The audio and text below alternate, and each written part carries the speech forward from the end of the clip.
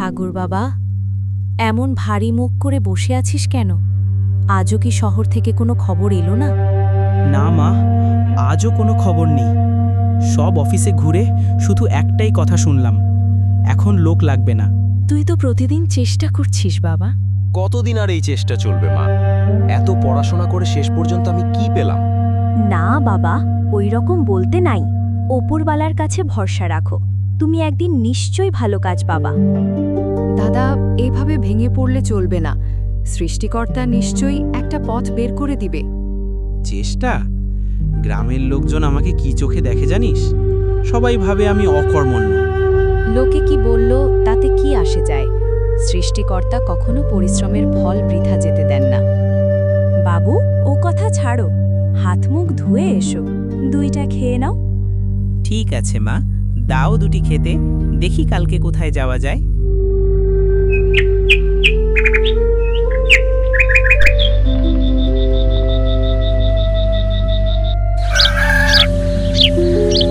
ভালোই হলো কাশেম ভাই, ধানের ফসল ভালো হলো, লাভ তো কোনো থাকবে না, সব যাবে ওই কাশেমের পকেটে। ঠিকই বলছেন চাচা। আড়তটা যদি সময় মতে খুলতো তাহলে একটা কথা ছিল। আজ থেকে 3 দিন ঘুরছি, গাড়িটা ওখানেই আছে, মেশা করে পড়ে আছে আর আড়ত খোলার নাম নেই। আমার ধানগুলো তো শুকিয়ে নষ্ট হয়ে গেল। শহরে গিয়ে ধানগুলো বেচবো তারও তো ক্ষমতা নয়, ভাড়া বেশি লেগে যাবে। চাচা, আমি এখন বেকার। আপনাদের ধান যদি শহরে বিক্রি করে দিতে পারি তাহলে আমারও কিছু উপার্জন হবে। কত টাকা নেবে? প্রতি বস্তায় মাত্র 2 টাকা চাচা। বিশ্বাস করব কিভাবে? তুমি ধান নিয়ে পালালে কাকে ধরবো? আমি এই গ্রামের ছেলে, আমার বাবা মাকে আপনারা চেনেন। আমি বেইমানি করলে আর কোনোদিন আমার মুখ দেখবেন না। ঠিক আছে, 50 বস্তা ধান কাল নিয়ে যাস, কিন্তু সৎ থাকতে হবে। বাড়িতে এসে সাগর সব খুলে বলে। ভাইয়া, পরিকল্পনাটা দারুণ, কিন্তু শহরের ব্যবসা সহজ না। বসে থাকার চেয়ে চেষ্টা করাই ভালো। তুই আমার হিসাব নিকাশ দেখবি। মানুষের বিশ্বাসই সবচেয়ে বড় সম্পদ বাবা, সেটা যেন নষ্ট না হয়। ঠিক আছে মা, আমি চেষ্টা করব। আপনার দোয়া আমার সাথে আছে।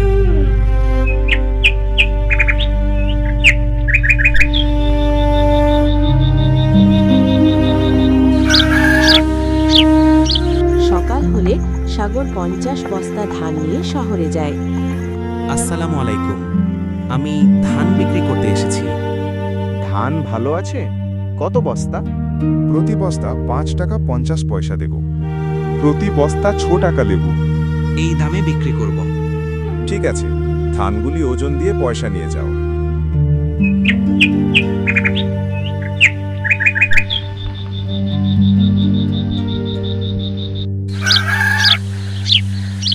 চাচা, এই নিন আপনার টাকা।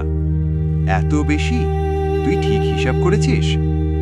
একদম ঠিক, আমি শুধু আমার 2 টাকা রেখেছি। আজ তুই আমাদের চোখ খুলে দিলি বাবা। না চাচা, আমি এই গ্রামের ছেলে, তাই আপনার সবারই উপকার করা আমার কর্তব্য।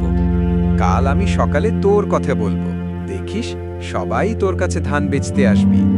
ঠিক আছে চাচা, এখন আমি চলি।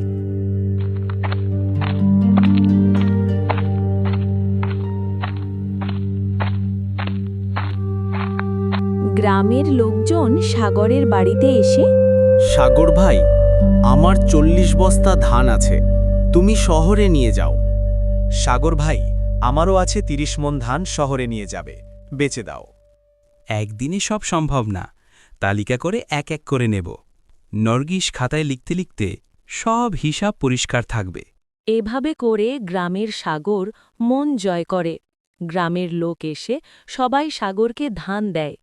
আমার ছোট্ট কাহিনীটি যদি আপনাদের ভালো লাগে তাহলে একটি লাইক দিন এবং চ্যানেলটি সাবস্ক্রাইব করতে ভুলবেন না। আপনাদের ভালোবাসাই আমার শক্তি।